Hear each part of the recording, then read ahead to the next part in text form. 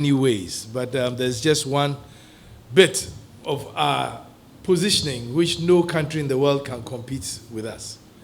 And that's the fact that we are the only country that can claim to be in the center of the world. We are the only country that is on latitude 0 and longitude 0. So being the center, we have a 360-degree view of the world. And I always say that our best-selling preposition is that we are neither west, east, north, or south. We will look forward. And so we like to engage and attract everybody who wants to come forward. And Ghana, over the past few years, has become a very attractive place in many ways. We've seen tourism grow significantly. It could do much, much more because it's probably one of the low-hanging fruits of the economy. And it stems from either our culture or our very nature. We are known to be hospitable people. We are attractive because we have political stability. We are also known for our love for the rule of law and the fact that despite all the problems we have, we are still every day going on with laughter and smiles. And recently somebody pointed out to me that Ghanaians behave like they are the only ones who have problems. But the good bit about it is that when you follow them on social media, you will laugh your head off because the way we deal with our problems can sometimes be so hilarious and it adds to the charm of the Ghanaian. And so it's a pleasure to have you here today, and I'm sure we're going to have some conversations that will trigger questions, solutions, and how to move forward. I dare declare that those handling tourism today have made a bold step and should be acknowledged for how far they've brought it. Because Ghana, if not for anything at all, if not for anything, in December becomes a haven of happiness for many people in the diaspora who make the trip here, or for those in Ghana who are looking for something to distress with. I mean, I was telling another friend of mine that, gosh, sometimes I just get petrified being here in December. And he asked why. And I said, the traffic. You can't go anywhere. You can't come home. You can't do anything because there are people. I said, but that's a good problem to have. I said, yeah, wait till you have to sit in traffic for 2 hours to get home when you can do it in 15 minutes on an ordinary day. But it's a good problem to have. So I will just give a little overview of the tourism sector and where we think it's going. And then I'll acknowledge some very important people in that whole equation. Our tourism and leisure industry that we normally collectively call hospitality has grown quite rapidly recently. And government acknowledges that it's one of the, like I said, low-hanging fruits for growth of the economy. Only because it has import ability. There are a lot of, you can actually import tourists, but it also creates jobs. And it's probably one of the areas where jobs can be created organically without a lot of, effort.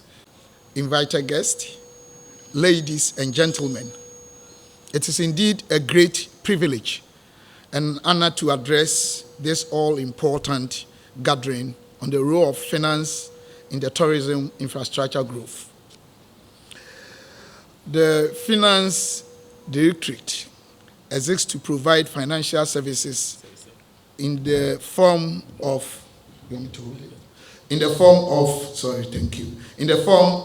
fund allocations for the Ministry of Tourism, Art and Culture, and then tax incentives for the efficient running of MOTAC and its agencies.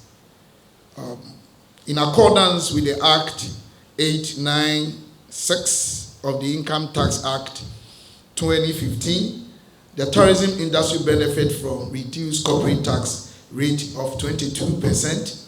Don't mind me, I'm from the Finance Ministry, so some of these things will come up. This provision signifies a supportive posture by the government towards the growth of tourism-related businesses. Moreover, for private investors engaging as strategic partners in the tourism sector, there is an additional opportunity to negotiate incentives beyond the standard tax rate. These incentives are designed to further encourage private sector participation It's important to highlight that these incentives are contingent upon equity participation by the government. This means that the government may hold equity in the project, which the company retains the option to repurchase at any given time. So all that I'm saying actually highlights or emphasizes the point that the government is doing quite well to promote and enhance growth of tourism in Ghana. So you need to take note and make sure that you touch the appropriate button to take the opportunity. I would like to share a few things about tourism, its importance, and as a country, what is going on and some of the challenges and what we can do. And these are from me anyway. If you look at statistically or scientifically 2022, global tourism, its GDP was around 7.7 trillion. Ghana had, a stand to be corrected, about 3.4 billion, and our GDP for the year grew, I think, 73.77 billion. So in terms of percentage, in my opinion, we need to do more. I know we are doing well, but we need to do more, because if you have been considering our GDP growth in the area of travel and tourism as a percentage of the globe's one or the global GDP, it's about 0.005. We are nowhere near. The unfortunate issue is also that in terms of the endowing factors, we are blessed. Look at just along the beach. I always say that Ghana is the only small country that I've seen that we have forest, semi-forest, savanna, semi-savanna, and coastal belt. And each of them is endowed with wide range, of raw materials, natural resources, and even tourism enhancing factors that we need to take advantage. But then I see a few challenges. And then as I was sitting down, I was thinking, I was like, oh, this is IVA. The name IVA. I do modeling, so I normally do those things. That means environmental values and attitude. And of course, those from other countries, they will take these things into consideration after considering the national issues of security, which Ghana, by the grace of God, we are among the giants on the globe, having our democracy almost 30 years. But then our attitudes, our environment, what we value, what do we do along the coast? How do we treat foreigners? How do we engage in these activities and demonstrating as individuals and as stakeholder groups and as a nation to attract more of such opportunity? The Honorable Stephen Amwa, Deputy Minister, Finance, was just taking a leave with us. The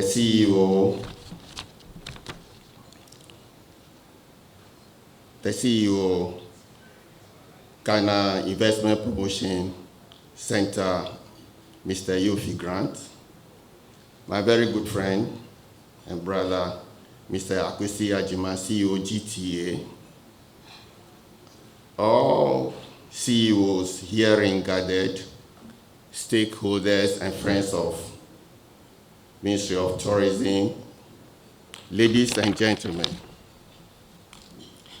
It is a great pleasure that I address this August gathering this morning on the crucial need for regulatory framework in tourism infrastructure development. In an era where travel has become more open and integral to our economies, the demand for effective governance and regulation in shaping tourism infrastructure cannot be overemphasized. Ladies and gentlemen, no doubt, tourism has become a very powerful force for economic growth, job creation, cultural exchange, among others. It has the potential to develop communities, preserve heritage, as well as foster cordial relations among nations.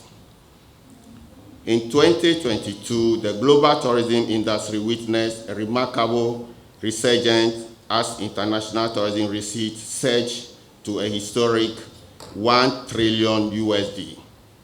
This impressive figure marked a substantial growth of 50% in real terms compared to the preceding year, 2021. We do have, as a country, we do have a very attractive opportunity of elevating tourism because, as I said, it's probably one of the lower hanging fruits of development of our economy. I mean, we are a culturally diverse country with loads of natural attractions. The fact that we are even a tropical rainforest country means that ecotourism is a huge potential here, not to mention the cultural diversity we have, a multiplicity of festivals all year round. And then, of course, to top it all up, is the December in GH, which comes out of return, the year of return, and then beyond the year of return, which has sort of established Ghana as, in quotes, like the Mecca for the African in the diaspora. So in December, we see quite a number of Ghanaians and abroad and people in the diaspora come over to Ghana to celebrate the festivities that are there, and there's a huge lineup. But I think we have even much more opportunity than December all through the year. There are all sorts of things, all sorts of festivals happening. I mean, the recent Akwesida in Kumasi at Mechia was a marvel, to say the least. And some of these things we can be packaged as major tourist attractions, but just not the festivals, but also the places. Some of our land sites are amazing. And so for us, the opportunity is there. We now need to create tourism as an attractive investment opportunity and elevate it to its highest potential. But that cannot be done without looking at other aspects of it, like service quality, the quality of our offerings, the training, the transportation, health. All these things are complementary to tourism. And when tourists come, they want to know that these things are available. They can move from A to B unencumbered, and they can see whatever they want and come back. And so, for me, it's one of the areas that GIPC is focusing on and trying to bring in investors into the tourism sector.